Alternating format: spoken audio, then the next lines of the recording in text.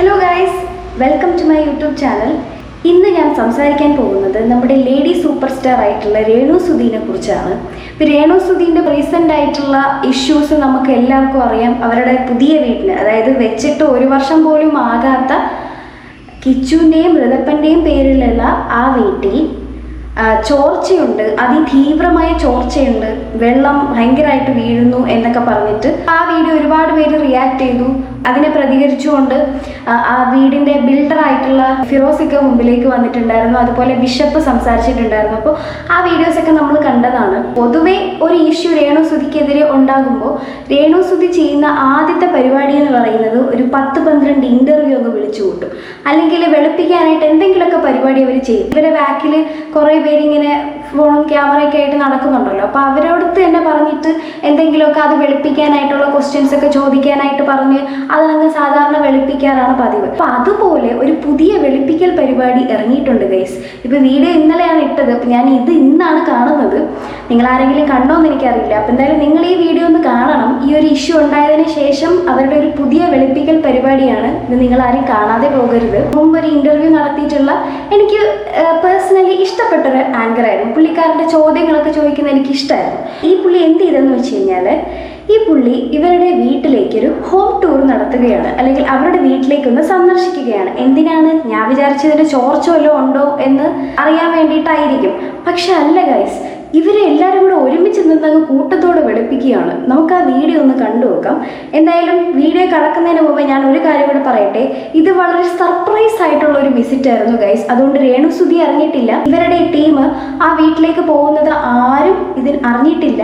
അപ്പോൾ സർപ്രൈസ് ആയിട്ടുള്ള വിസിറ്റാണ്. അത് നിങ്ങൾ മനസ്സിൽ വെച്ചിട്ട് ഈ വീഡിയോ ഒന്ന് കാണണം. അപ്പോൾ ഇവരുടെ വീട്ടിലേക്ക് പോകുന്നതിന് മുമ്പേ ഈ പുള്ളിയുടെ പേര്,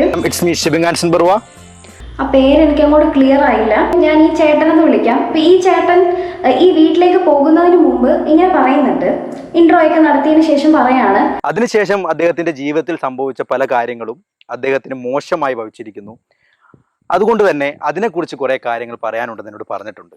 അത്തരത്തിൽ ആ വ്യക്തിയുമായിട്ട് സംസാരിക്കാനും സംവദിക്കാനും ആ വ്യക്തിയുടെ കൂടുതൽ വിശേഷങ്ങൾ അറിയാനും വേണ്ടിയാണ് ഞാനിപ്പോൾ ഇവിടെ എത്തിയിരിക്കുന്നത്. എന്തിന് ഇപ്പൊ അതിന്റെ ആവശ്യം എന്താണ്? ഇപ്പൊ റീസെന്റ് ആയിട്ട് നടക്കുന്ന ഇഷ്യൂസിനെ കുറിച്ച് എന്തോ സംസാരിക്കാനും സംവദിക്കാനും കൂടുതൽ വിശേഷങ്ങളും അറിയാനാണ്. പക്ഷെ ഈ വീഡിയോ മൊത്തം കണ്ടിട്ടും എന്താണ് പുതിയ വിശേഷങ്ങളെന്ന് ഞാൻ അറിഞ്ഞില്ല. നിങ്ങളൊന്ന് കണ്ടു നോക്കൂ. എന്നിട്ട് ഇതിനകത്ത് വല്ലതും കാണുന്നുണ്ടെങ്കിൽ ഒന്ന് കമന്റ് ചെയ്യൂ. ഈ ഒരു വിസിറ്റ് എന്തിനായിരിക്കും എന്ന് നമുക്ക് ഊഹിക്കാന്നുള്ളതേ ഉള്ളൂ. അങ്ങനെ ആ ചേട്ടൻ വീടിന്റെ ഫ്രണ്ടിൽ എത്തിയിരിക്കുകയാണ്. എന്നിട്ട് വളരെ സർപ്രൈസ് ആയിട്ടാണ്, നിങ്ങൾ എല്ലാവരും അത് ഓർക്കണം, വളരെ സർപ്രൈസ് ആയിട്ട് കോളിംഗ് ബെൽ അടിച്ചു. അപ്പം നമ്മുടെ രേണു ചേച്ചി ഇറങ്ങി വരുന്നുണ്ട്. രേണു ചേച്ചിയുടെ കോല നിങ്ങളൊന്ന് കണ്ടു നോക്കണേ. സർപ്രൈസ് ആണേ. ഇവിടെ കാണുമായിരിക്കും അല്ലേ ചേച്ചിയേ? എത്തിയിട്ടുണ്ട്. സർപ്രൈസ് വരവ് കണ്ടിട്ട് നിന്നയാണെന്ന്. ആ ചുണ്ടിലേക്കൊന്ന് നോക്കൂ. നമ്മളൊക്കെ വീട്ടിൽ സാധാരണ നിൽക്കണ എങ്ങനെയായിരിക്കും? ഒരു വൃത്തി മെനയില്ലാത്ത, വൃത്തിയുള്ള മനുഷ്യന്മാരാണെങ്കിൽ വൃത്തിയുള്ള ഡ്രസ്സൊക്കെ ഇട്ട് നിൽക്കും. എന്നാൽ ഈ പുറത്തൊക്കെ പോണ ഡ്രസ്സൊക്കെ ഇട്ട് ഇതുപോലെ നല്ല കുട്ടത്തിയായിട്ട് നിൽക്കും. നിങ്ങൾ രേണുവിനെ പോലെയാണോ? ഒന്ന് കമൻറ്റ് ചെയ്യൂ ഗൈസ്. വളരെ സർപ്രൈസ് ആയിരുന്നു. അതുകൊണ്ട് ഇത്രയ്ക്ക് ഒരുങ്ങാൻ പറ്റുള്ളൂ. നമ്മൾ ക്വസ്റ്റ്യൻ ചോദിക്കുമ്പോൾ സാധാരണ എവിടെയായിരിക്കും നമ്മുടെ രേണു ചേച്ചിയെ കൊണ്ടിരുത്താറ്? നമ്മുടെ കൊല്ല സുധിച്ചേട്ടൻ്റെ ഫ്രണ്ടിൽ, സൈഡിൽ, നമ്മുടെ സുധിച്ചേട്ടൻ സൈഡിലായിട്ട് ചേട്ടൻ്റെ ഫോട്ടോ ഒക്കെ ഇരിക്കുന്നതിൻ്റെ സൈഡിലായിട്ടായിരിക്കും രേണു വന്നിരിക്കുന്നത്. ഇന്നൊരു പുതിയ സാധനം കൂടെ ഉണ്ട്. സുധിച്ചേട്ടൻ്റെ ഫോട്ടോയുടെ താഴെ ഒരു പെർഫ്യൂം ഇരിക്കുന്നുണ്ട് ഗൈസ്. ഇത്രയും നാൾ നിങ്ങൾ ആ പെർഫ്യൂം അവിടെ എവിടെയെങ്കിലും കണ്ടതായിട്ട് ഓർക്കുന്നുണ്ടോ? ഞാൻ കണ്ടതായിട്ട് ഓർക്കുന്നില്ല. അതുകൊണ്ട് നമ്മൾ പക്ഷെ നമ്മുടെ പോലെ കത്തിയിട്ടില്ലെന്നാ തോന്നി. അടുത്തിറങ്ങി ഒന്നും അത് ഇപ്പൊ കത്തിക്കൊണ്ടിരിക്കുന്നത് വെളുപ്പിക്കാനാണ് വന്നിരിക്കുന്നത്. വന്നിരുന്ന് നമുക്ക് ഡയറക്റ്റ് ആയിട്ട് പറയാൻ പറ്റത്തില്ലല്ലോ. അതായത് വീടിന്റെ ചോർച്ചയെ പറ്റി ഡിസ്കസ് ചെയ്യാനാണ് വന്നിരിക്കുന്നതെന്നോ അല്ലെങ്കിൽ അതുമായിട്ട് റിലേറ്റഡ് ആയിട്ടുള്ള കാര്യങ്ങൾ ഡയറക്റ്റ് ആയിട്ട് സംസാരിക്കാൻ പറ്റാത്തത് കൊണ്ട് അതിനകത്ത് വന്ന കുറെ ആർഗ്യുമെന്റ്സിനെ കുറിച്ച് ഇവര് വെളുപ്പിക്കാൻ ശ്രമിക്കുന്നുണ്ട്. ഒന്നാമത്തെ കാര്യം നമ്മുടെ ഋതപ്പനെ കുറിച്ചാണ്. അതായത് ഋതപ്പൻ വാരി വലിച്ചിടും അല്ലെങ്കിൽ എടുത്തുകൊണ്ട് പോയി നശിപ്പിക്കും എന്നൊക്കെ ഉള്ള പേരിലാണല്ലോ സുധിച്ചേട്ടന്റെ ട്രോഫി എടുത്ത് കട്ടിലിനടിയിൽ കുത്തിക്കയറ്റി വെച്ചത് എന്നാണല്ലോ അവരന്ന് പറഞ്ഞത്. അപ്പൊ അതൊന്ന് വെളുപ്പിക്കാൻ വേണ്ടി ഒന്നും കൂടെ രേണു ചേച്ചി ഇതിൽ പറയുന്നുണ്ട്. ചെറിയ പ്രായമാണല്ലോ, അങ്ങനെ ചിലപ്പം ഞാൻ പോയിട്ട് വരുമ്പോ ചിലപ്പോ സൂചിച്ചേട്ടൻ 2 പൊട്ടും മൂക്കില് കുത്തുമൊക്കെ കാണും. ഹൃദപ്പം പൊട്ട് തൊടുന്ന അങ്ങനെയൊക്കെ പറഞ്ഞവര് ഇച്ചിരി ഒന്ന് വെളുപ്പിച്ചു. കൂടെ താളമടിക്കാന് ആ വന്ന പുള്ളിയും ഉണ്ട്. സർപ്രൈസ് ആയിട്ടാണ് വന്നതെന്ന് അറിയിക്കാൻ കാണിക്കാൻ വേണ്ടിയിട്ട് ഇടയ്ക്കിടയ്ക്ക് ഇങ്ങനെ സർപ്രൈസ് ആയിട്ടാണല്ലോ വന്നതെന്ന് ഇടയ്ക്കിടയ്ക്ക് ഇങ്ങനെ പറയും ഗൈസ്. സർപ്രൈസ് വരവായിട്ട് ഞാൻ ഒന്നും വൃത്തിയാക്കി അടുക്കി പെറുക്കുന്ന വെച്ചു. മൊത്തത്തിലായിട്ട് നമ്മൾ കാണുന്നത് എന്താന്ന് വെച്ച് കഴിഞ്ഞാൽ ഈ വന്ന ചേട്ടൻ നമ്മുടെ രേണുവിനെ കുറിച്ച് കുറേ ഇങ്ങനെ പൊക്കി പറയുന്നു, രേണു ഇതൊക്കെ കണ്ട് ആസ്വദിച്ചിരിക്കുന്നു, ഇതൊക്കെ തന്നെയാണ് കാണുന്നത്. ചേച്ചി റിയൽ ആണെന്നാണ് പക്ഷെ അടുക്കി അല്ല ഇത്രയും കാലഘട്ടം കൊണ്ട് ഞാൻ മനസ്സിലാക്കിയത് ചേച്ചി റിയൽ ആണെന്നാണ് എനിക്ക് ഇത്രയും നാൾ കൊണ്ട് മനസ്സിലാക്കാൻ പറ്റിയത്. ചേട്ടൻ ഇത്രയും കഷ്ടപ്പെട്ട് പറയുന്നതല്ലേ. സൂചന ഉണ്ട്, കുറെ ഉണ്ട്, അതെല്ലാം നമുക്ക് സ്ഥലമില്ലല്ലോ. വെളുപ്പിച്ച് പിന്നെ കുറച്ചു നേരം നമ്മുടെ രേണുവിന്റെ അച്ഛനുമായിട്ട് ഈ ചേട്ടൻ സംസാരിക്കുന്നുണ്ട്. അപ്പൊ അച്ഛൻ കുറെ കാര്യങ്ങൾ പറയുന്നുണ്ട്. അതായത് അച്ഛന് വേദനയുണ്ട്, ശരിയായ കാര്യങ്ങൾക്ക് മാത്രം വിമർശിക്കുക എന്നൊക്കെ പറയുന്നുണ്ട്. ഇവരായിട്ട് തന്നെയാണ് ഓരോ കാര്യങ്ങൾ ഇന്ന് ഇട്ടു കൊടുക്കുന്നത്. അപ്പൊ അതിനിങ്ങനെ കേൾക്കുമ്പോൾ ഉറപ്പായിട്ടും ആൾക്കാർ റിയാക്ട് ചെയ്യും. അപ്പം പിന്നെ വേദനിച്ചു എന്ന് പറഞ്ഞിട്ടൊന്നും ഒരു കാര്യവുമില്ല.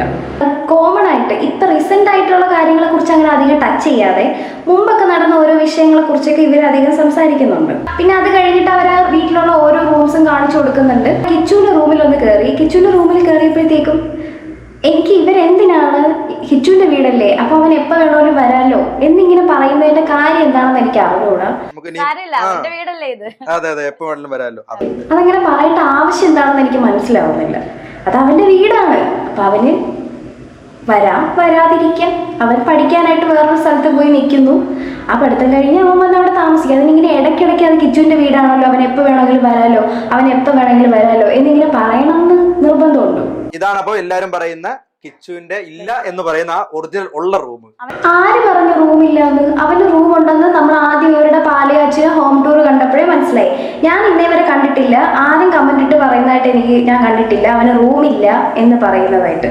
പിന്നെ കുറച്ച് കഴിഞ്ഞിട്ട് ഇവര് തന്നെ പറയുന്നുണ്ട് അവന് സ്വന്തമായിട്ട് ബാത്റൂം ഒക്കെ ഉണ്ടെന്ന്. വാഷ്റൂം ഉണ്ട്, അവന് സ്വന്തമായിട്ട് വാഷ്റൂം. അതൊക്കെ എന്തിനെങ്കിലും ഇവർ വിളിച്ചു പറയണം? അത് ബോധ്യപ്പെടുത്താനായിട്ട് പറയുന്ന പോലെ എനിക്ക് തോന്നി.